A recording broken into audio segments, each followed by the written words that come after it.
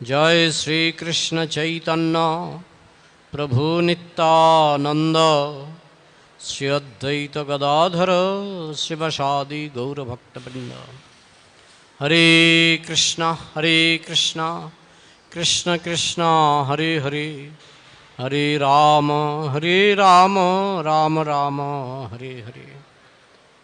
मुखं करोति वाचालं पंगुं लंघयति गिरिं यत्कृपातमहं वन्दे श्रीगुरुन् दिनतारिणं परमानन्दमाधवं श्रीचैतन्यमीश्वरम्। नमो विष्णुपदाय कृष्णपृष्ठाय भूतले श्रीमते भक्तिवेदान्त स्वामिनिति नामिने। नमस्ते सारस्वती देवे गौरवाणी प्रचारिणे निर्विशेष शून्यवादी पश्चात दशतारिणे। हरे कृष्ण। আমরা ভগবদ্গীতার দু একটা শ্লোক থেকে আলোচনা করার চেষ্টা করব। সবাই আমার সঙ্গে সঙ্গে বলুন, অবজানন্তি মাং মূঢ়া মানুষিম তনুমাশ্রিতম परम भावमजानन्त मामभूत महेश्वरम्। अवजानन्ति मां मूढा मानुषिं तनुमाश्रितं परम भावमजानन्त मामभूत महेश्वरम्। अवजानन्ति मां मूढा मानुषिं तनुमाश्रितं परम भावमजानन्तो मामभूत महेश्वरम। भगवान निजे बोलছেন, स्वयं भगवान बोलছেন, अवजानन्ति मां मूढ़ा। मूढ़ा माने मूर्ख, मूर्ख लोक, बोका लोक। प्रभुपाद बोलছেন গর্ধব। অবজানন্তি আমাকে অবজ্ঞা করে। মানুষিং তনুমাশ্রিতম, যখন আমি মানুষের রূপ গ্রহণ করে আমি জগতে আসি। যদা যদা হি ধর্মস্য গ্লানির্ভবতি ভারত অভ্যুত্থানমধর্মস্য তদাত্মানং সৃজাম্যহম পরিত্রাণায় সাধূনাং বিনাশায়শ্চ দুষ্কৃতাম ধর্ম সংস্থাপনার্থায় সম্ভবামি যুগে যুগে। ভগবান বলছেন ভগবদ্গীতায় যে সাধুদেরকে রক্ষা করবার জন্য এবং অসাধুদের বিনাশ করবার জন্য আমি যুগে যুগে এই পৃথিবীতে অবতীর্ণ হই। ভগবান নিজে আসেন। তো অনেকে মনে করেন যে ভগবান এখানে আসেন না, তিনি আসতে পারেন না, তিনি অক্ষম, তিনি আসতে অক্ষম। কেন তিনি অক্ষম হবেন? সর্বশক্তিমান ভগবান সব কিছুই করতে পারেন না। ভগবান কি সক্রিয় না নিষ্ক্রিয়? কি মনে হয় আপনাদের? সক্রিয়। যারা বলেন ভগবান এখানে আসতে পারেন না, তিনি এটা পারেন না সেটা পারেন না, ভগবান সব পারেন। করতুম অকর্তুম অন্যথা করতুম। হাঁকে না করতে পারেন, নাকে হাঁ করতে পারেন, তাই তিনি সর্বশক্তিমান। আপনারা নরসিংহদেবের লীলা শ্রবণ করেছেন। নরসিংহদেব কোথা থেকে অবতীর্ণ হয়েছিলেন? স্তম্ভ থেকে। তাহলে কেউ যদি বলেন যে স্তম্ভ থেকে ভগবান আসতে পারেন না, তাহলে ভগবান কিভাবে সর্বশক্তিমান হবেন? সর্বশক্তিমান মানে তার খুশি মতো তিনি যা খুশি তাই করতে পারেন। তাই ভগবান শ্রীকৃষ্ণ যে বলেছেন যে আমি যুগে যুগে অবতীর্ণ হই, যদা যদা হি ধর্মস্য গ্লানির্ভবতি, যখন ধর্মের গ্লানি হয়, ধর্মের অধপতন হয়, অভ্যুত্থানম অধর্মস্য, অধর্মের বৃদ্ধি অধর্মের সমৃদ্ধি হয়, তখন আমি অবতীর্ণ হই সাধুদেরকে রক্ষা করবার জন্য, অসাধুদেরকে বিনাশ করবার জন্য। তো ভগবান যখন আসেন তখন 99% লোক তাকে চিনতে পারে না।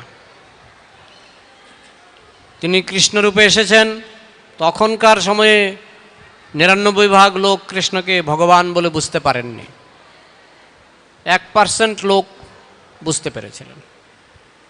প্রভুপাদ বলছেন, ভগবান শ্রীকৃষ্ণ যখন আজ থেকে 5000 বছর আগে পৃথিবীতে এসেছিলেন, সারা পৃথিবীতে প্রায় 200 লোক কৃষ্ণকে ভগবান বলে চিনতে পেরেছিলেন, মাত্র 200। তখন পৃথিবীতে জনসংখ্যা আরও বেশি ছিল। কুরুক্ষেত্রের যুদ্ধেই কোটি কোটি যোদ্ধার মৃত্যু হয়েছিল। 65 লক্ষ হচ্ছে এক অক্ষৌহিণী, এরকম 18 অক্ষৌহিণী সেনা কুরুক্ষেত্রের যুদ্ধে নিহত হয়েছিল। তার মধ্যে যদি মাত্র 200 জন লোক কৃষ্ণকে ভগবান বলে চিনতে পেরেছিল তত্ত্বত, তাহলে অনেকেই, মানে বেশিরভাগ, মনুষ্যানাং সহস্রেষু কশ্চিৎ যততি সিদ্ধয়ে, হাজার হাজার মানুষের মধ্যে 2-1 জন সাধন ভজনের চেষ্টা করে, সিদ্ধি লাভের চেষ্টা করে। যততামপি সিদ্ধানাম কশ্চিন মাং ব্যক্তি তত্ত্বতঃ। আর যারা বা সাধন ভজন করছে তাদের মধ্যে কদাচিৎ, যারা সিদ্ধি লাভ করে তাদের মধ্যে কদাচিৎ 2-1 জন কৃষ্ণকে বুঝতে পারে। কশ্চিন মাং ব্যক্তি তত্ত্বতঃ, ঠিকভাবে আমাকে বুঝতে পারে। কৃষ্ণ বলছেন, জন্ম কর্ম চমে দিব্যম এবং যো ব্যক্তি তত্ত্বতঃ ত্যক্ত্বা দেহম পুনর্জন্ম নৈতি মামেতি সর্জুন। হে অর্জুন, আমার জন্ম হচ্ছে দিব্য জন্ম। যারা বোকা তারা অনেক সময় বলে আমারও জন্ম হয়েছে, কৃষ্ণেরও জন্ম হয়েছে, তাহলে কৃষ্ণ কি করে ভগবান হবে? তাদের ধারণা ভগবান জন্মগ্রহণ করতে অক্ষম। আমারও জন্ম হয়েছে, কৃষ্ণেরও জন্ম হয়েছে। তাই কৃষ্ণ বলছেন, জন্ম কর্ম চমে দিব্যম, আমার জন্ম হচ্ছে দিব্য জন্ম। ভগবান যখন জন্মগ্রহণ করেছিলেন, যেমন নরসিংহদেব তিনি যেভাবে জন্মগ্রহণ করেছেন, তার মাতা হচ্ছে পিলার।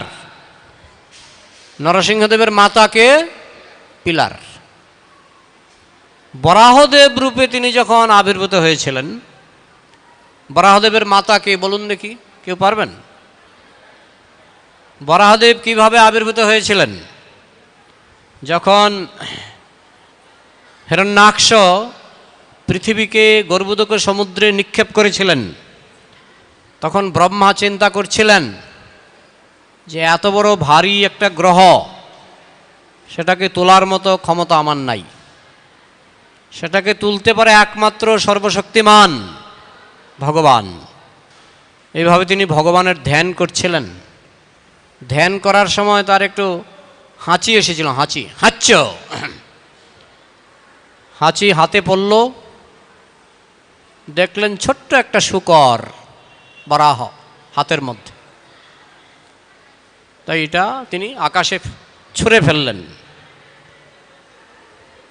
সেখানে গিয়ে সঙ্গে সঙ্গে সেই বরাহ বিশাল আকৃতি, জ্যোতির্ময় বিশাল আকৃতি, একেবারে স্বর্গমর্ত পাতাল জুড়ে বিশাল তার দেহ তিনি বিস্তার করলেন। তাহলে এখানে বরাহদেবের পিতামাতাকে ব্রহ্মার নাক, ব্রহ্মার নাক থেকে তিনি আবির্ভূত হলেন। নরসিংহদেব কোথা থেকে এলেন? পিলার থেকে, স্তম্ভ থেকে।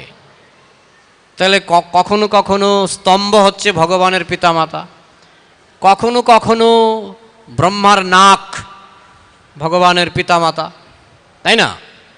ভগবান ইচ্ছা করলে যে কোনো জায়গা থেকে যে কোনো সময় আসতে পারেন। তিনি যখন চৈতন্য মহাপ্রভু রূপে এসেছিলেন, তিনি এসেছিলেন সচী মাতার গর্ভ থেকে। তাই অনেকে বলেন আমিও তো গর্ভ থেকে এসেছি, কিন্তু ভগবান গর্ভ থেকে আসতে অক্ষম।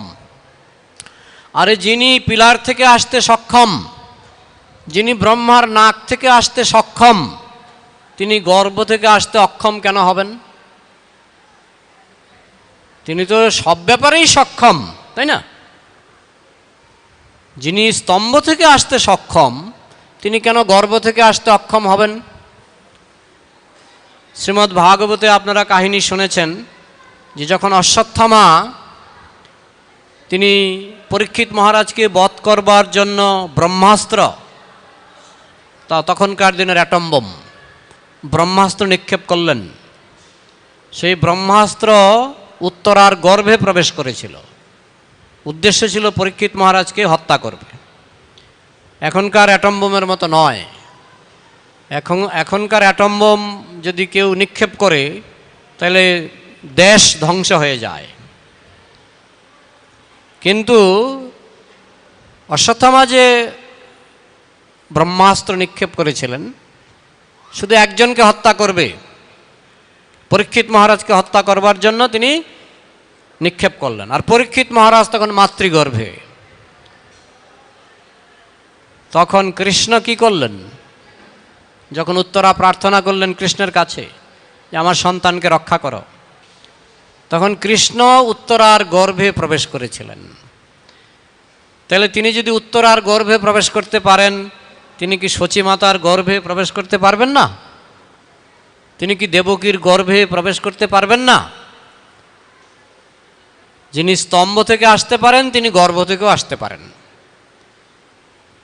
তাই সাধারণ মানুষ যারা বোকা তারা মনে করে আমি তো গর্ভ থেকে এসেছি, তাই ভগবান যদি গর্ভ থেকে আসে তাহলে তিনি ভগবান নন, তিনিও সাধারণ মানুষ। কিন্তু এইভাবে বিচার করলে হবে না। ভগবান সর্বশক্তিমান, তিনি যে কোনোভাবে অবতীর্ণ হতে পারেন। শ্রীমদ্ ভাগবতে বর্ণনা আছে যে বসুদেবের হৃদয় থেকে কৃষ্ণ দেবকীর হৃদয়ে প্রবেশ করেছিলেন। তারপর চতুর্ভুজ রূপে বসুদেব এবং দেবকীর সামনে শঙ্খ চক্র গদা পদ্ম হাতে নিয়ে দেবকী এবং বসুদেবের সামনে জেলখানায় আবির্ভূত হয়েছিলেন। তো যারা নাস্তিক, যারা কৃষ্ণ বিদ্বেষী, তারা মনে করে এই অংশটা গল্প, এই অংশটা ঠিক। প্রভুপাদ বলতেন অর্ধ কুক্কুটি ন্যায়। অর্ধ কুক্কুটি, কুক্কুটি মানে কি? কুক্কুটি মানে মুরগি। অর্ধ কুক্কুটি ন্যায়। মুরগিকে খাওয়াতে হয়, মুখে খায় না। মুরগি মুখে খায় আর পেছন দিকে ডিম দেয়। তো একজনের একটা মুরগি ছিল, তো দেখছে প্রতি মাসে মুরগিকে অনেক চাল টাল খাওয়াতে হয়, তো অনেক খরচ। আর পেছন দিক থেকে ডিম পাওয়া যায়, তো পয়সা আসে, ডিম বিক্রি করে পয়সা আসে। তো উনি ঠিক করলেন যে যদি সামনের দিকটা কেটে ফেলে দিই তাহলে খরচটা বাঁচবে। সামনের দিকটা যদি কেটে ফেলে দিই তাহলে খরচটা বাঁচবে, আর পেছন দিকে তো ডিম দেয়। এটাকে বলে অর্ধ কুক্কুটি ন্যায়। আমাদের ন্যায় শাস্ত্রে এরকম ন্যায় আছে, অনেক ন্যায় আছে। বকাণ্ড ন্যায়, অর্ধ কুক্কুটি ন্যায়, কুপমণ্ডুক ন্যায়, হ্যাঁ, গুড় কফুনি ন্যায়। এই ন্যায়গুলি প্রভুপাদ খুব দেখাতেন, খুব ব্যবহার করতেন। ন্যায় মানে যুক্তি। যুক্তি, যুক্তিশাস্ত্রে, আমাদের যুক্তিশাস্ত্র হচ্ছেন ন্যায়শাস্ত্র। নিমাই পণ্ডিত চৈতন্য মহাপ্রভু, তিনি ন্যায়শাস্ত্রে খুব বিশারদ ছিলেন। তো অর্ধ কুক্কুটি ন্যায় হচ্ছে ন্যায়শাস্ত্রের একটি দৃষ্টান্ত। যে একটা মুরগি মুখ দিয়ে খায়, পেছন দিকে ডিম দেয়। তো পেছন দিকে হচ্ছে উৎপাদন, পয়সা আসে, আর সামনের দিকে পয়সা খরচ হয়। তাই সামনের দিকটা কেটে বাদ দিলে পয়সা খরচ হবে না, ডিম পাবো। তা কি হয়? সামনের দিকে না খাওয়ালে পেছন দিকে ডিম আসবে? আসবে না। তো যারা অর্ধ কুক্কুটি ন্যায় গ্রহণ করে, তারা অর্ধেক রাখে, অর্ধেক কেটে বাদ দেয়। তারা বলে গীতার এই শ্লোকটা রেখে দাও, গীতার এই শ্লোকটা বাদ দাও, কৃষ্ণের এই লীলাটা রেখে দাও, কৃষ্ণের এই লীলাটা বাদ দাও। তো এটাকে প্রভুপাদ বলছেন অর্ধ কুক্কুটি ন্যায়। এইভাবে ভগবানকে বোঝা যাবে না। কৃষ্ণ গোপীদের সঙ্গে নৃত্য করেছেন, বলছে এটা রেখে দাও, এটা রেখে দাও। আর কৃষ্ণ গোবর্ধন পর্বত ধারণ করেছেন, এটা বাদ, এটা বাদ। তাহলে আমরা কাজ করি, আমরা গোপীদের, আমরাও গোপী বানাই, আমরাও গোপীদের সঙ্গে নাচব, কিন্তু গোবর্ধন পর্বত তুলতে পারবো না। অর্ধেক রাখলাম, অর্ধেক বাদ দিলাম। তো কৃষ্ণ বলছেন যে তিনি দেবকীর সন্তান রূপে এসেছেন। হ্যাঁ, দেবকীর সন্তান রূপে জন্মগ্রহণ করেছেন, আমিও জন্মগ্রহণ করেছি, এটা রেখে দাও, এই লীলাটা ঠিক আছে। তবে চতুর্ভুজ হয়ে কৃষ্ণ দেবকীর সামনে দাঁড়িয়েছিলেন, এটা বাদ, এটা মিথ্যা, এটা গল্প। এটা হলো অর্ধ কুক্কুটি ন্যায়, অর্ধেক মানলাম, অর্ধেক মানলাম না। কিছুদিন আগে আমাকে একজন হোয়াটসঅ্যাপে পাঠিয়েছে যে আপনাদের ভগবান, তিনি অনেক বিবাহ করেছেন, তিনি কি করে ভগবান হবেন? ভগবান হলে এত এত বিবাহ করার কি দরকার? তা আমি উত্তর দিলাম, তিনি 16,108 জন বিবাহ করেছিলেন। তারা বলে আমরাও তাহলে 16-17 জন বিবাহ করি, অসুবিধা কি? মানে এই লীলাটা ঠিক আছে। তখন আমি লিখলাম যে 16,108 জন রানীর জন্য কৃষ্ণ 16,108টি রাজপ্রাসাদ নির্মাণ করেছিলেন। প্রত্যেক রাজপ্রাসাদে একজন করে কৃষ্ণ, তার মানে 16,108 জন কৃষ্ণ। বলছে এটা ভুল, এটা ভুল। মানে এই লীলাটা ভুল, এই লীলাটা ঠিক। কৃষ্ণ 16,108 জন বিবাহ করেছেন, এটা ঠিক আছে, আমরাও করব, আমরাও 16 জন বিবাহ করব। আর কৃষ্ণ যে নিজে 16,108 জন কৃষ্ণ হয়েছেন, এটা গল্প। তো এইভাবে কৃষ্ণকে বোঝা যাবে না, অর্ধ কুক্কুটি নেয়, অর্ধেক মুরগি থাকবে আর অর্ধেক মুরগি থাকবে না। তো তাতে মুরগি ডিমও দেবে না, মুরগি মারা যাবে। ঠিক তেমনি আমাদের বৈষ্ণব দর্শনকে বুঝতে গেলে গোটাটাই মানতে হবে। যদি আমি বলি যে গোপীজন বল্লভ, কৃষ্ণ হচ্ছেন গোপীদের প্রেমিক, সঙ্গে সঙ্গে আমাকে মানতে হবে গিরিবরধারী, তিনি গোবর্ধন পর্বত ধারণ করেছিলেন। আমরা তো গোবর্ধন পর্বত ধারণ করতে পারবো না।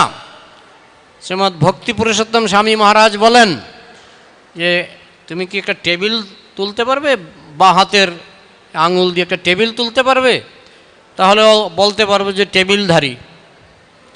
কৃষ্ণকে বলা হয় গোবর্ধনধারী, গিরিবরধারী। তুমি যদি টেবিলধারী হও, বাঁ হাতে, কৃষ্ণ তো 7 দিন 7 রাত্র, তখন তার বয়স 7 বছর বয়স। তো 7 দিন 7 রাত্র তিনি একটা পর্বতকে ধারণ করেছিলেন বাঁ হাতের এই কেনে আঙুলে, কনিষ্ঠ আঙুলে। আমরা কি একটা টেবিল এরকম ধরে রাখতে পারবো 7 দিন 7 রাত্র? তাহলে অন্তত টেবিলধারী নামটা পাওয়া যাবে। যে কৃষ্ণ যদি লক্ষ লক্ষ গোপীর সঙ্গে নৃত্য করতে পারে গোবর্ধন তুলে, তাহলে আপনি টেবিল তুলে অন্তত 4-5 জন গোপী জোগাড় করতে পারবেন টেবিলধারী। না, টেবিল তুলতে পারবো না। তাহলে অর্ধেক মানবো অর্ধেক মানবো না, তা হয় না। মানলে সবটাই মানতে হবে। যেমন কৃষ্ণ যখন রাস নাচ করেছিলেন, কৃষ্ণ একেলা বাঁশি বাজাচ্ছিলেন।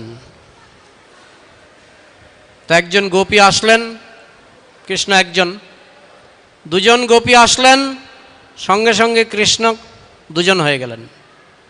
3 জন গোপী আসলেন, সঙ্গে সঙ্গে কৃষ্ণ 3 জন হয়ে গেলেন। লক্ষ লক্ষ গোপী আসলেন, সঙ্গে সঙ্গে কৃষ্ণ নিজেকে লক্ষ লক্ষ কৃষ্ণ করে বিস্তার করলেন। তো লোকে শুধু একটা সাইড দেখে, একপাক্ষিক। তারা বলে কৃষ্ণ গোপীদের সঙ্গে নেচেছে, পরস্ত্রীর সঙ্গে নেচেছে, আমিও পরস্ত্রীর সঙ্গে নাচব। আজকাল নাইট ক্লাব, বার অনেক আছে, মদের আড্ডা। তো ওই কৃষ্ণ তো পরস্ত্রীর সঙ্গে নেচেছে, তো ওই নাইট ক্লাবে গিয়ে অনেকে পরস্ত্রীর সঙ্গে নাচার চেষ্টা করে, বলে কৃষ্ণ পরস্ত্রীর সঙ্গে নেচেছে, আমিও নাচব। কিন্তু কৃষ্ণ যে নিজেকে যতজন গোপী ততজন কৃষ্ণ হয়েছেন, দ্বারকাতে যতজন রানী ততজন কৃষ্ণ হয়েছেন, সেটা গল্প। তো সেটা গল্প হলে সবটাই গল্প, অর্ধেক ঠিক অর্ধেক গল্প, অর্ধ কুক্কুটি ন্যায় চলবে না। তাই কৃষ্ণকে বুঝতে হলে সবটাকেই গ্রহণ করতে হবে। তাই কৃষ্ণ যদি নিজেকে অসংখ্য রূপে বিস্তার করতে পারেন, আর এই সমস্ত গোপীরা এরা কারা? এরা পরস্ত্রী নয়, এই সমস্ত গোপীরা পরস্ত্রী নয়। সূর্যের কিরণ কার শক্তি? সূর্যের শক্তি। সূর্যের কিরণ কার শক্তি? সূর্যের শক্তি। ঠিক তেমনি রাধারানী হচ্ছেন কৃষ্ণের কিরণ, কৃষ্ণ শক্তি। আর গোপীরা হচ্ছে অনুরাধা। যখন একজন কৃষ্ণ যখন দুজন কৃষ্ণ হয়ে যায়, একজন রাধা তখন দুজন গোপী হয়ে যায়। একজন কৃষ্ণ যখন পাঁচজন কৃষ্ণ হয়ে যায়, একজন রাধা তখন পাঁচজন গোপী হয়ে যায়। তাই ওই সমস্ত গোপীদের বলা হয় অনুরাধা। অনুরাধা, রাধার থেকে আসছে অনুরাধা। এরা কেউ পরস্ত্রী নয়। সূর্যের কিরণ যেমন সূর্যের নিজস্ব শক্তি, ঠিক তেমনি গোপীরা হচ্ছেন কৃষ্ণের নিজস্ব শক্তি। রাধা হচ্ছেন কৃষ্ণের নিজস্ব অন্তরঙ্গা শক্তি, পরস্ত্রী নয়। ভাগবতে যে বর্ণনা আছে অভিমন্যু রাধাকে বিবাহ করেছিল, সেখানে বিভিন্ন শাস্ত্রে অভিমন্যুর পরিচয় লেখা আছে। বলা হচ্ছে অভিমন্যু হচ্ছে কৃষ্ণের অংশ বিস্তার, ছায়া, কৃষ্ণের ছায়া। অভিমন্যু হচ্ছে কৃষ্ণের ছায়া এবং কৃষ্ণের অংশ বিস্তার। তাহলে রাধা কাকে বিয়ে করলো? রাস নাচের সময় কৃষ্ণ যেমন নিজেকে অনেক কৃষ্ণরূপে প্রকাশ করলেন, অভিমন্যু সেরকম। অভিমন্যু হচ্ছেন কৃষ্ণেরই বিস্তার। তাহলে রাধা যখন অভিমন্যুকে বিবাহ করলো, রাধা কাকে বিবাহ করলো? কাকে বিবাহ করলো? কৃষ্ণকে বিবাহ করলো। কিন্তু ভাবটাকে জমজমাট করবার জন্য একটা পরকীয়া ভাব বিস্তার করলেন, যোগমায়া। ভগবানের থেকে ভগবানের প্রেম আরও বেশি শক্তিশালী। কৃষ্ণকে বলা হয় সর্বশক্তিমান, কৃষ্ণকে বলা হয় সর্বশক্তিমান, কিন্তু শাস্ত্রে বলা হচ্ছে এটা ভুল। কৃষ্ণ সর্বশক্তিমান নন, কৃষ্ণ প্রেম হচ্ছে সর্বশক্তিমান। নাহলে মা যশোদা কৃষ্ণকে কি করে দড়ি দিয়ে বাঁধে? কৃষ্ণ যদি সর্বশক্তিমান হয় তাহলে মা যশোদা কৃষ্ণকে দড়ি দিয়ে কি করে বাঁধে? একটা সাধারণ মহিলার মতো। মা যশোদা একজন মহিলা, জীবতত্ত্ব। আপনি যেমন জীব, আমি যেমন জীব, মা যশোদা একজন জীব। তাহলে মা যশোদা কি করে কৃষ্ণকে দড়ি দিয়ে বাঁধলো? কারণ কৃষ্ণ সর্বশক্তিমান নন। কে সর্বশক্তিমান? কৃষ্ণ প্রেম। কৃষ্ণ প্রেম হচ্ছে সর্বশক্তিমান। আমরা প্রার্থনা আমরা কৃষ্ণের কাছে করি, তো আমরা অনেক সময় কৃষ্ণ প্রেমের কাছে প্রার্থনা করতে পারি। যে প্রার্থনা কৃষ্ণ পূরণ করতে অক্ষম, সেই প্রার্থনা কৃষ্ণ প্রেম দিতে সক্ষম। তাই কৃষ্ণ প্রেমের কাছে প্রার্থনা করলে অনেক কিছু পেয়ে যাবেন, বুঝেছেন? তো যাই হোক, যোগমায়া এই প্রেমকে পুষ্ট করবার জন্য, যেটা কৃষ্ণের থেকেও শক্তিশালী, তিনি অনেক সময় কৃষ্ণকে ভুলিয়ে দেন। কৃষ্ণ ভুলে যায় আমি ভগবান, ভক্তরা ভুলে যায় কৃষ্ণ ভগবান। মা যশোদা জানেনই না কৃষ্ণ ভগবান। কৃষ্ণ যে ভগবান মা যশোদা জানেন না, নন্দ মহারাজ জানেন না।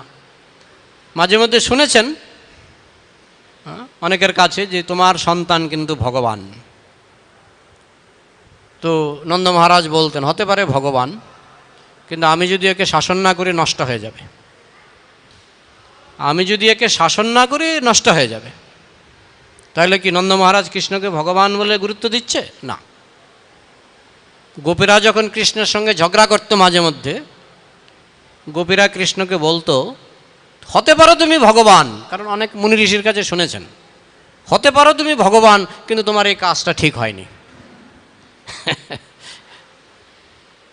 এইভাবে গোপীরা কৃষ্ণকে ভগবানের মতো তারা মনে করত না। যোগমায়া ভুলিয়ে দিত, গোপীদেরও ভুলিয়ে দিত যে কৃষ্ণ ভগবান। হ্যাঁ, যদি টের পাওয়া যায় যে কৃষ্ণ ভগবান, তাহলে গোপীরা মিশতে পারবে না। হ্যাঁ, একবার আমাদের ভারতের একজন প্রধানমন্ত্রী, অনেকে নাম শুনেছেন, মুরারজি দেশাই, নাম শুনেছেন? উনি একবার এরোপ্লেনে করে যাচ্ছিলেন আসামের উপর দিয়ে। সেখানে জোরহাট বলে একটা জায়গা আছে, আমি তখন নিচের ক্লাসে পড়ি। সেই জোরহাট উপর দিয়ে যখন যাচ্ছে, একটা বনের উপর দিয়ে, জঙ্গলের উপর দিয়ে প্লেন যাচ্ছে, হঠাৎ করে প্লেন অ্যাক্সিডেন্টে পাইলট মারা গেল, কিন্তু মুরারজি দেশাই সিটের মধ্যে অজ্ঞান হয়ে বসেছিলেন। ওনার কিছু হয়নি, মারা যাননি উনি। তো ওই প্লেনটা গিয়ে বাঁশবাগানে পড়েছে, বাঁশের ঝাড় আছে না, ওইখানে পড়েছে। তো সঙ্গে সঙ্গে ওই বাঁশ গাছের পাশে ছিল একটা বুড়িমার বাড়ি, বুড়িমা, আসামের বুড়িমা। তো বুড়িমা এসে দেখে একটা লোক অজ্ঞান হয়ে চোখ বন্ধ করে সিটে বসে আছে। তো উনি যেমন করে হোক টানা হেঁচড়া করে মুরারজি দেশাইকে, প্রধানমন্ত্রী, ভারতের প্রধানমন্ত্রী, টানা হেঁচড়া করে ওনার ঘরে নিয়ে গেলেন। নিয়ে চোখে জল ঝাপটা দিলেন। জল ঝাপটা দেওয়ার কিছুক্ষণ পরে মুরারজি দেশাই চোখ খুললেন। চোখ খোলার পরে বুড়িমা বললেন, বাবা বসো বসো। ঘরে ছিল পান্তা ভাত আর কাঁচা লঙ্কা, এসব ছিল।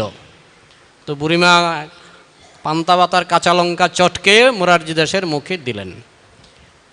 একটু পরে দেখছেন আরও হেলিকপ্টার এদিকে আসতে শুরু করছে। প্রায় আধা ঘন্টা পরে খবর হয়ে গেছে ভারতের প্রধানমন্ত্রীর প্লেন অ্যাক্সিডেন্ট হয়ে গেছে। তো দেখছে হেলিকপ্টার আসছে একটার পর একটা, এবং শত শত পুলিশ, ওইসব হেলিকপ্টার থেকে আর্মি সব নামছে লাফ দিয়ে। কোথায় গেল খুঁজে দেখে বুড়ির ঘরে পান্তা ভাত দিচ্ছে বুড়ি।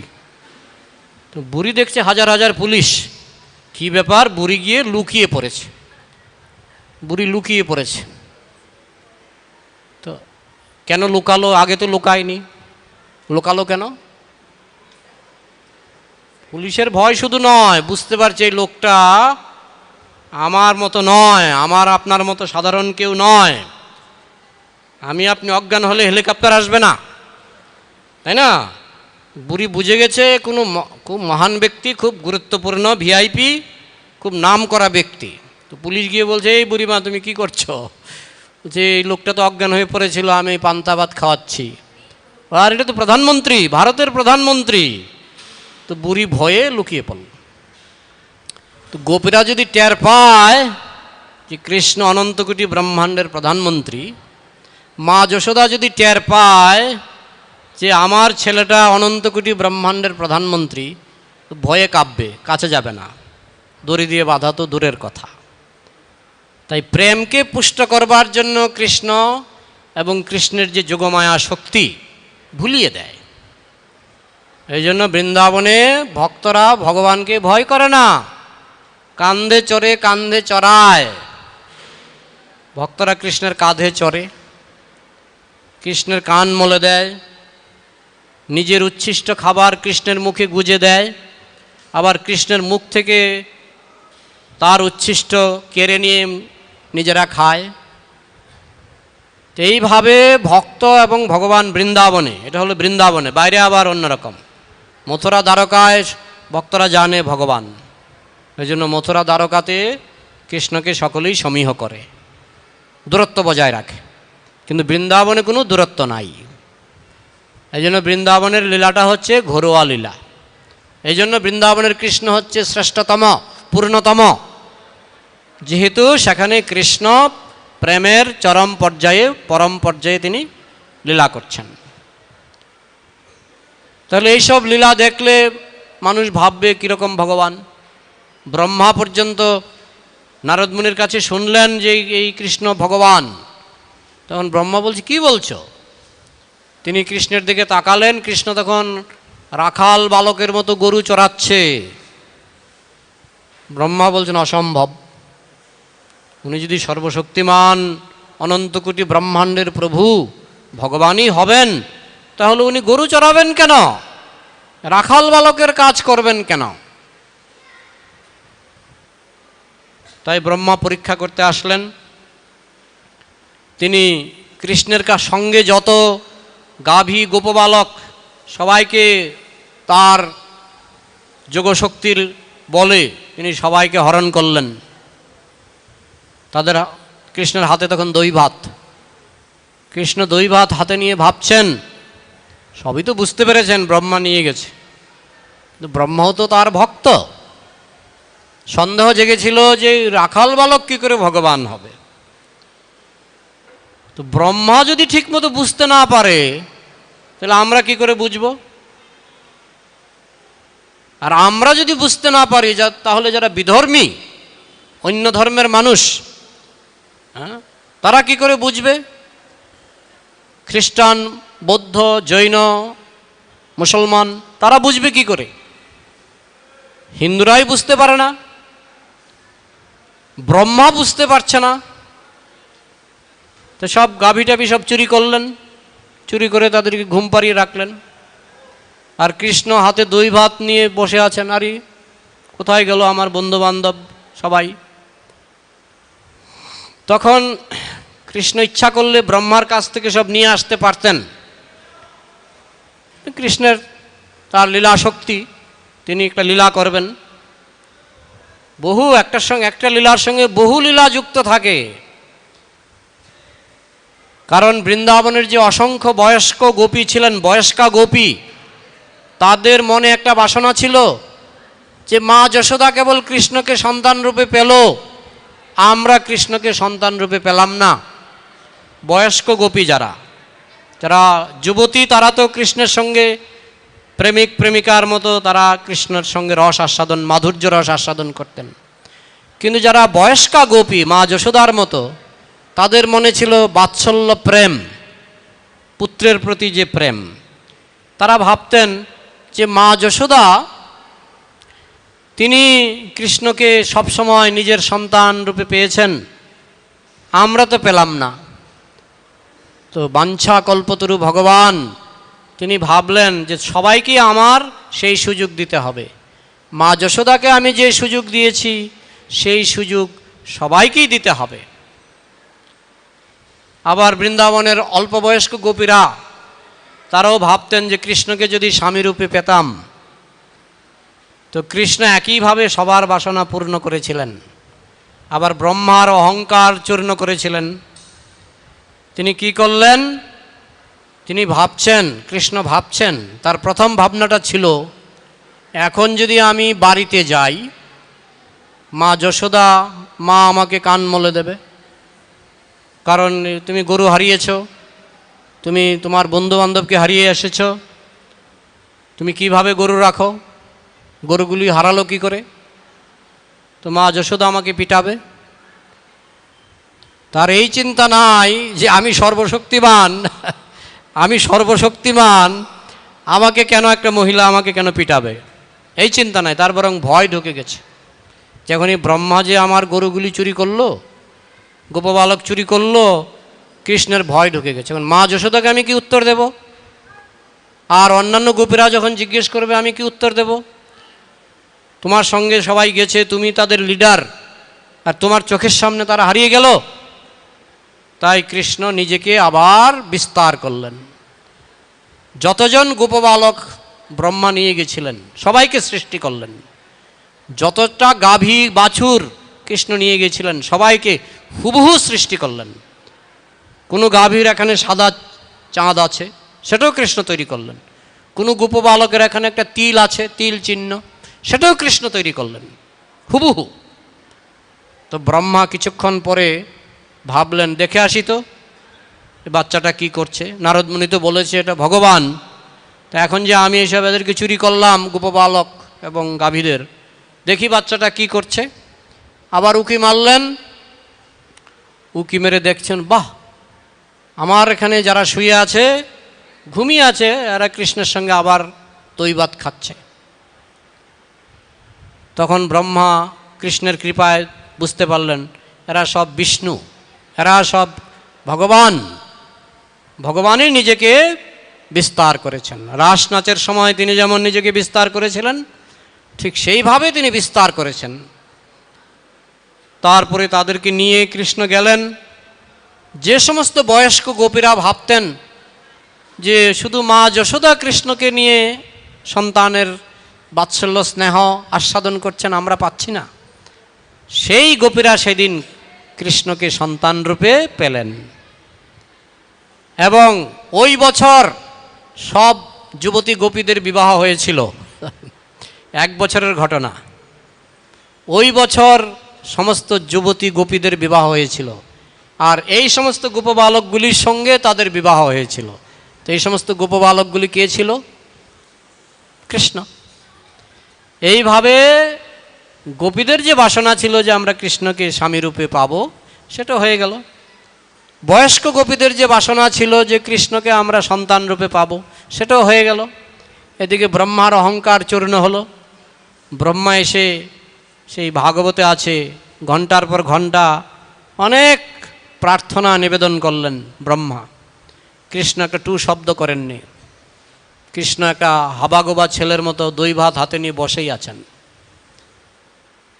উত্তর দিচ্ছেন না। ব্রহ্মা যে এত করে প্রার্থনা করলেন, কোনো উত্তর দিচ্ছেন না কৃষ্ণ, গম্ভীর শিরোমণি।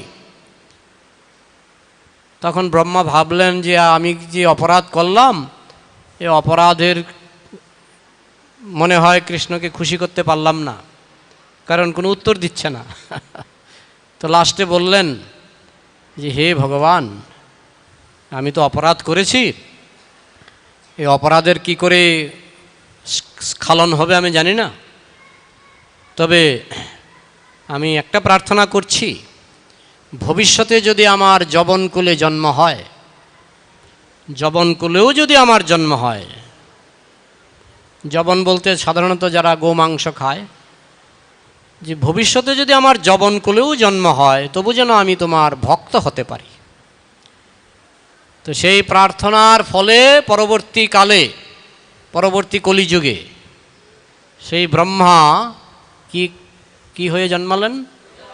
যবন হরিদাস। তাহলে ব্রহ্মা যদি কৃষ্ণকে ঠিকমতো বুঝতে না পারে, সন্দেহ হয়ে যায়, তাহলে সাধারণ মানুষের তো সন্দেহ হবেই।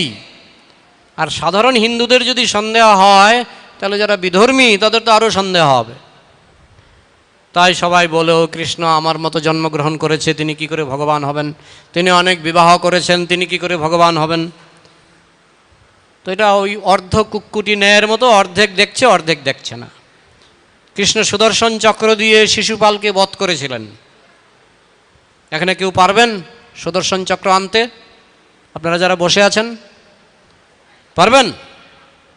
শিশুপাল যখন কৃষ্ণের চরণে অপরাধ করেছিল, আপনারা জানেন কাহিনী। শিশুপালের জন্মের সময় শিশুপালের 4টা হাত ছিল, জানেন তো? শিশুপাল যখন জন্মগ্রহণ করেছিলেন তখন তিনি ছিলেন চতুর্ভুজ, 4 হাত। দৈববাণী হয়েছিল যে যার কুলে উঠলে পরে তার 2টো হাত চলে যাবে, অদৃশ্য হয়ে যাবে, সেই তাকে বধ করবে, সেই তাকে হত্যা করবে। তো শিশুপালের মা কি করতেন? তার বাড়িতে যখন কোনো অতিথি আসতো, শিশুপালকে শিশুপাল যখন শিশু ছিলেন তাকে কুলে দিতেন। তো দেখতেন যে 4টা হাত রয়ে গেছে। এইভাবে যত অতিথি আসতো সবার কুলেই শিশুপালকে দিয়ে দেখতেন যে হাতগুলি অদৃশ্য হয় কিনা, 2টো হাত অদৃশ্য হয় কিনা। অদৃশ্য আর হচ্ছে না। তো একদিন শিশু কৃষ্ণ শিশুপালের বাড়িতে বেড়াতে গেলেন, আত্মীয়। তখন শিশুপালের মা শিশুপালকে কৃষ্ণের কোলে দিলেন। তখন দেখলেন 2টো হাত চলে গেছে, 4টা হাতের মধ্যে 2টো হাত চলে গেছে। তখন দৈববাণীর কথা মনে হলো যে তাহলে এই কৃষ্ণই আমার শিশুপালকে বধ করবে। তখন শিশুপালের মা কৃষ্ণের কাছে কান্না শুরু করলেন যে আমি দৈববাণী অনুসারে আমি বুঝতে পারছি তুমি তাকে বধ করবে, তুমি দয়া করে তাকে বধ করো না। তখন কৃষ্ণ বলেছিলেন তার 100টি অপরাধ আমি ক্ষমা করব। ওই শিশু কৃষ্ণ তখন উত্তর দিচ্ছেন যে এই শিশুপালের 100টি অপরাধ আমি ক্ষমা করব, 100টির বেশি যদি অপরাধ করে তাহলে তাকে আমি বধ করব। মহারাজ যুধিষ্ঠির যখন রাজসূয় যজ্ঞ করছিলেন তখন শিশুপাল সেখানে অতিথি হিসাবে উপস্থিত ছিলেন। তখন সেখানে রাজসূয় যজ্ঞের নিয়ম হচ্ছে পুরুষোত্তমের সেবা আগে করতে হয়, জগতের সর্বশ্রেষ্ঠ ব্যক্তির পূজা, ব্যক্তি পূজা সেটা করতে হবে, অগ্রপূজা। জগতের সবচেয়ে শ্রেষ্ঠ ব্যক্তির পূজা আগে করতে হবে। তখন খুব সম্ভবত ভীষ্মদেব ঘোষণা দিলেন যে আমার মতে জগতের শ্রেষ্ঠ ব্যক্তি হচ্ছেন কৃষ্ণ। তো ভীম সবাই সেটা সমর্থন করলেন, পঞ্চপাণ্ডব খুব আনন্দের সঙ্গে সমর্থন করলেন। শিশুপাল উঠে বলছেন, কি বলছো, এ তো গোয়ালা। তখন ভীম তার হাতে গদা, ভীম তো রেগে একেবারে এক্ষুনি শিশুপালের মাথা ফাটিয়ে দেবে।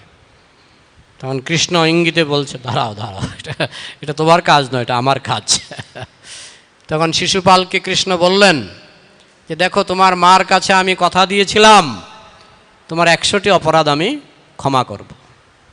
তো তোমার 100টি অপরাধ পূর্ণ হওয়ার পথে, আমি কিন্তু 100টি অপরাধের বেশি হলে আমি তোমাকে বধ করব। তো শিশুপাল বলছে 100টি অপরাধ, আমি এক্ষুনি 1000 অপরাধ করে দিচ্ছি। তুমি তো একটা নারী হত্যা করেছো, নারী ঘাতক, পুতনা নামে একজন মাতাজিকে তুমি হত্যা করেছো, তুমি নারী ঘাতক। তুমি তো গাভী হত্যা করেছো, বৃষাসুর বলে একটা গাভী ছিল, গরু, তুমি গরু হত্যা করেছো। এই করে করে তুমি পরস্ত্রীর সঙ্গে নাচ করেছো, তুমি অমুক করেছো, তমুক করেছো। তখন ভীম তখন গদা নিয়ে দৌড়ে যাবে, কৃষ্ণ আটকে দিল।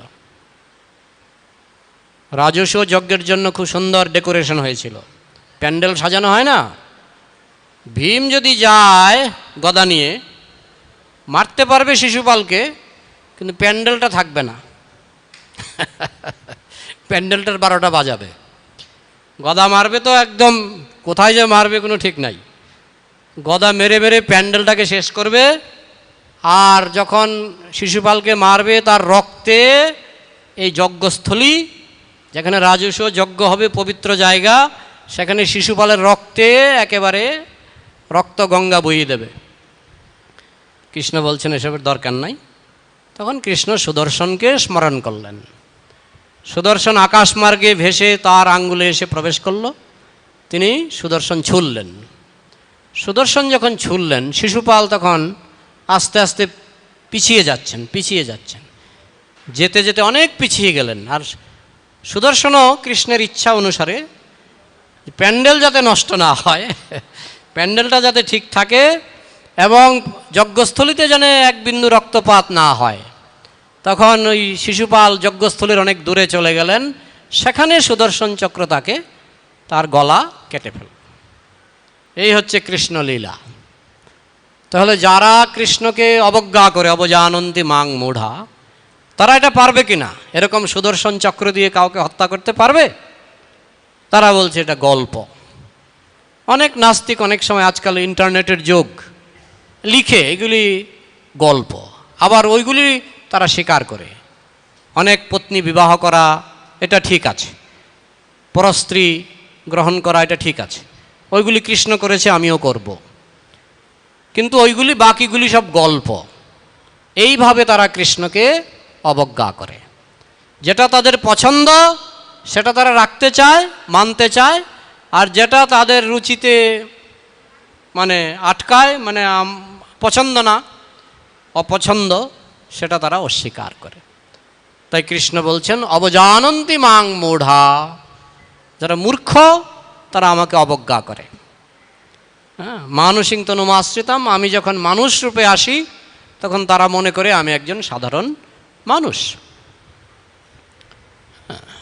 ভোটের সময় একবার, তখন ভারতের প্রধানমন্ত্রী ছিলেন কি সিং যেন, মনমোহন সিং। তিনি গৌহাটিতে ভোটের লাইনে দাঁড়িয়ে পড়েছেন, যেখানে উনিও তো ভোট দেবেন, ভোটের লাইনে দাঁড়িয়ে পড়েছেন। তো ওই লাইনে তার আশেপাশে কিছু গ্রামের লোক ছিল যারা বুঝতে পারেনি, কিন্তু কিছুক্ষণ, বেশিক্ষণ তো লাগে না, কিছুক্ষণ পরে কয়েকজন বলা বলি করছে, মনমোহন সিং যে বলা বলি করছে, সবাই বলছে আপনি সামনে যান, আপনি সামনে যান। ঠিক আছে, তাহলে যতক্ষণ চিনব না ততক্ষণ অবজ্ঞা, যতক্ষণ চিনব না ততক্ষণ অবজ্ঞা, চিনতে পারলে তখন গুরুত্ব দেওয়া, এটা আমাদের স্বভাব। তো ঠিক তেমনি বেশিরভাগ পাপী তাপী তারা যখন কৃষ্ণ যখন আসেন, কৃষ্ণকে সাধারণ মানুষ বলে মনে করে, কিন্তু যারা ভক্ত, যাদের দিব্য চক্ষু আছে, কৃষ্ণের কৃপা আছে, সাধুগুরু বৈষ্ণবের কৃপা আছে, ভগবানকে চিনতে হবে তিনটা জিনিস দিয়ে: সাধু, গুরু, শাস্ত্র। সাধুরা বলবে কৃষ্ণ ভগবান, মধ্বাচার্য বলেছেন কৃষ্ণ ভগবান, নিম্বার্কাচার্য বলেছেন কৃষ্ণ ভগবান, শঙ্করাচার্য যিনি নিরাকারবাদী উনিও বলছেন কৃষ্ণ ভগবান। চারটি সম্প্রদায় আছে, চারটি সম্প্রদায়ের হাজার হাজার গুরু সকলেই বলছেন কৃষ্ণ ভগবান।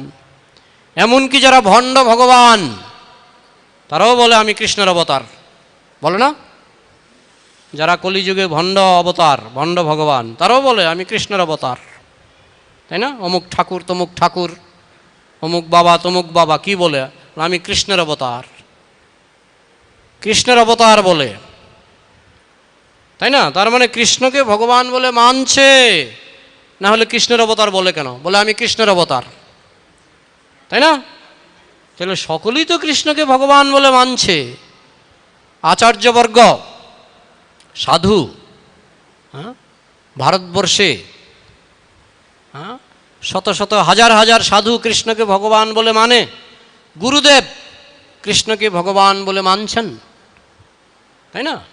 শাস্ত্র, ব্রহ্মসংহিতা, ঈশ্বর পরম কৃষ্ণ সচ্চিদানন্দ বিগ্রহ, ভাগবত এতে চাংশ কলা পুংস কৃষ্ণস্তু ভগবান স্বয়ং, কৃষ্ণস্তু ভগবান স্বয়ং। গীতা মত্তঃ পরতরং নান্যৎ কিঞ্চিদস্তি ধনঞ্জয়, হে অর্জুন আমার উপরে কেউ নাই, তাই তো? বেদস্য সর্বৈরহম বেদ্য বেদান্তকৃত বেদবিদেব চাহম, আমি বেদান্ত কর্তা, আমি বেদবিদ, আমি বেদান্ত রচয়িতা এবং আমি বেদান্ত বেত্তা। বহুভাবে কৃষ্ণ বুঝিয়েছেন তিনি ভগবান। বিভিন্ন পুরাণে, বিভিন্ন শাস্ত্রে, বিভিন্ন উপনিষদে কৃষ্ণকে ভগবান বলে স্বীকৃতি দেওয়া হয়েছে। ব্রহ্মসংহিতা, নারদ পঞ্চরাত্র, মহাভারত, সর্বত্রই কৃষ্ণকে ভগবান বলে স্বীকৃতি দেওয়া হয়েছে। ভগবদ্গীতায় যখন অর্জুন বলছেন অর্জুন উবাচ, যখন ধৃতরাষ্ট্র বলছেন ধৃতরাষ্ট্র উবাচ, যখন সঞ্জয় বলছেন সঞ্জয় উবাচ, যখন কৃষ্ণ বলছেন তখন কিন্তু কৃষ্ণ উবাচ বলা হচ্ছে না, শ্রী ভগবান উবাচ। তাহলে সব শাস্ত্রে কৃষ্ণকে ভগবান বলে স্বীকৃতি দেওয়া হচ্ছে। তা সত্ত্বেও অবজানন্তি মাং মূঢ়া, সাধু গুরু শাস্ত্র কৃষ্ণকে ভগবান বলে স্বীকৃতি দিচ্ছে। তারপরে তার লীলা, শুধু স্বীকৃতি দিলে হবে না, কাজে দেখাতে হবে, এবং কৃষ্ণ কাজে দেখিয়েছেন, হাতে কলমে দেখিয়েছেন আমি ভগবান। না হলে তিনি গোবর্ধন পর্বত কি করে তুলছেন? তিনি 16,108টা বিবাহ করেছেন সেটা দেখলে হবে না, তিনি 16,108 জন কৃষ্ণ হয়েছেন, প্রত্যেক রানীর সঙ্গে একজন কৃষ্ণ। আমাদের একজন ভক্ত বলতেন, এরকম একজন চ্যালেঞ্জ করেছিলেন যে কৃষ্ণ অনেক মহিলা বিবাহ করেছেন। তখন আমাদের ভক্ত উত্তর দিয়েছিলেন যে আপনি দুজন মহিলা বিবাহ করে দুজন স্ত্রীর সঙ্গে দুজন হবেন। মনে করুন যদুবাবু, দুজন যদুবাবু হবেন, দুজন স্ত্রীর সঙ্গে দুজন যদুবাবু হয়ে থাকবেন দুটো বিল্ডিংয়ে, তাহলে আপনাকেই আমি ফুল চন্দন দিয়ে পূজা করব। পারবে কেউ? আপনারা কেউ পারবেন? 16,108 জন লাগবে না, দুজন স্ত্রী বিবাহ করে দুজন হয়ে, দুজন স্বামী হয়ে, একই ব্যক্তি দুজন স্বামী হয়ে দুজন স্ত্রীর সঙ্গে থাকবেন, তাহলে আপনাকেই ফুল চন্দন দিয়ে পূজা করব। সম্ভব নয়। কিন্তু পাপের প্রভাবে মানুষ তাদের কৃষ্ণে বিশ্বাস হয় না। অবজানন্তি মাং মূঢ়া, মূর্খ ব্যক্তিরা আমাকে অবজ্ঞা করে। মানসিং তনুমাশ্রিতম, আমি যখন মানুষ রূপে জগতে আসি তখন তারা মনে করে আমিও তাদের মতোই সাধারণ মানুষ। পরম ভাব অজানন্ত মামভূত মহেশ্বরম, আমি যে মহা ঈশ্বর, আমি যে পরমেশ্বর, আমি যে অনন্ত কোটি ব্রহ্মাণ্ডের সৃষ্টিকর্তা প্রভু, তারা বুঝতে পারে না। জন্ম কর্ম চমে দিব্যম, আমার জন্ম দিব্য, আমার কর্ম দিব্য। এমনকি ভগবানের যে তিরোধান, তিনি যে চলে যান এই পৃথিবী থেকে, সাধারণ মানুষ বলে কৃষ্ণ তো মারা গেছেন, আমার ঠাকুর দাদা মারা গেছেন, তাহলে কৃষ্ণ আমার ঠাকুরদার মতোই। কিন্তু ভগবান শ্রীকৃষ্ণের যে তিরোধান লীলা, ও সাধারণ কোনো লীলা নয়। এই জরাবেদ ছিলেন গত জন্মের অঙ্গদ, গত জন্মে জরাবেদ ছিলেন অঙ্গদ। রামচন্দ্র, তিনি রামচন্দ্রকে সাহায্য করলেন যুদ্ধে, অঙ্গদ। তখন রামচন্দ্র বললেন, অঙ্গদ, তোমার বাবা বালিকে আমি হত্যা করেছি, তা সত্ত্বেও তুমি অত্যন্ত প্রীতির সঙ্গে আমার সেবা করেছ, তাই আমি বর দিতে চাই। তো বালি বলছে, অঙ্গদ বলছে আমার বর প্রয়োজন নেই, না বর একটা নিতেই হবে। তো অঙ্গদ, তিনিও রসিক ভক্ত, তিনি ভাবলেন আমি ভগবানকে খটকায় ফেলে দেবো, এমন বেকায়দায় ফেলে দেব যে ভগবান ছাড়া সেই বেকায়দার সমাধান কেউ করতে পারবে না। যে তাহলে আমাকে বর দিন যে আমার পিতৃহন্তা, যে আমার পিতাকে হত্যা করেছে, আমি যেন তাকে হত্যা করতে পারি। তো কে অঙ্গদের পিতাকে কে হত্যা করেছিলেন? রাম। তখন রামচন্দ্র বললেন, এই জন্মে হবে না, আগামী জন্মে আমি কৃষ্ণ হয়ে আসব, তুমি জরাবেদ হয়ে আসবে। জরাবেদ, সেই অঙ্গদ হয়ে গেলেন জরাবেদ। পরবর্তীকালে কৃষ্ণের সন্তান শাম্ব, শাম্বকে, শাম্বের তলপেটে একটা লোহার একটা মুসল, একটা গামছা দিয়ে বেঁধে শাম্বকে শাড়ি পরিয়ে এক মুনির কাছে গিয়ে বলছেন যে গর্ভবতী মহিলা, এর সন্তান কি পুত্র হবে না কন্যা হবে, যদি একটু দয়া করে বলেন। তো মুনি বুঝতে পেরেছেন তো আমার সঙ্গে বাটপারি হচ্ছে, বললেন যে ছেলে কি মেয়ে হবে জানি না, তবে যেই হবে সে তোমার বংশ, তোমার যদু বংশ ধ্বংস করবে। তো ভয় পেয়ে সবাই কৃষ্ণের কাছে গেলেন। তখন কৃষ্ণ বললেন যে এটা ঘষে ঘষেই, মুসলটা ঘষে ঘষে প্রভাস তীর্থে নদীতে ভাসিয়ে দাও, চন্দনের মতো ঘষ। একটা লোহাকে চন্দনের মতো ঘষা কি চারটিখানি কথা? তো বোধহয় 56,000 যদুবংশ এই লোহাটাকে ঘষতে লাগলেন।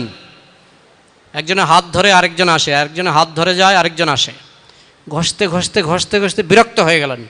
একটা লোহার মুসল, এটাকে কি চারটিখানি কথা ঘষে ঘষে শেষ করা? তারপরে লাস্টে একটা টুকরা ছিল, সেই টুকরাটা বিরক্ত হয়ে দিলেন জলে ফেলে।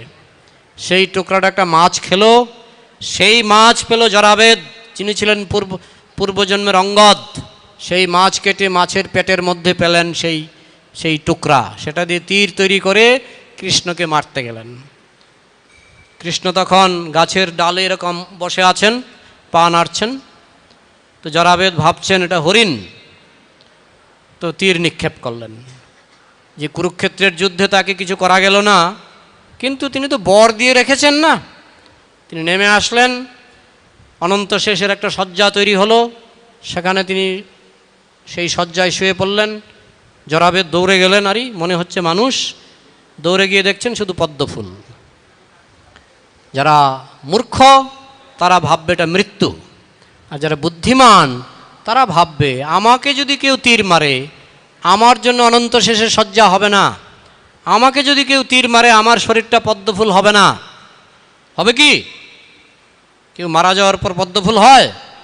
কিন্তু ভগবান তিনি সংসারের আইন মেনে দেখালেন না, ঠিক আছে সংসারে সবাই মরে, আমিও একটা তিরোধান লীলা করছি, কিন্তু আমার তিরোধান তোমার তিরোধানের মতো নয়, আমার জন্ম তোমার জন্মের মতো নয়, আমার কর্ম তোমার কর্মের মতো নয়।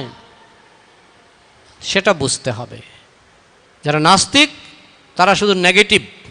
ও কৃষ্ণ জন্মগ্রহণ করেছেন আমার মতো, কৃষ্ণ মারা গেছেন আমার মতো, কৃষ্ণ বিবাহ করেছেন আমার মতো। তারা সব সময় নিজেকে দিয়ে সব কিছু বিচার করে। হ্যাঁ, আত্মবৎ মন্যতে জগৎ। আমি একটা 1 নম্বরের বোকা, তাই আমি মনে করি সবাই আমার মতো বোকা। তো আমি সাধারণ মানুষ, তাই আমি মনে করি কৃষ্ণ সাধারণ মানুষ।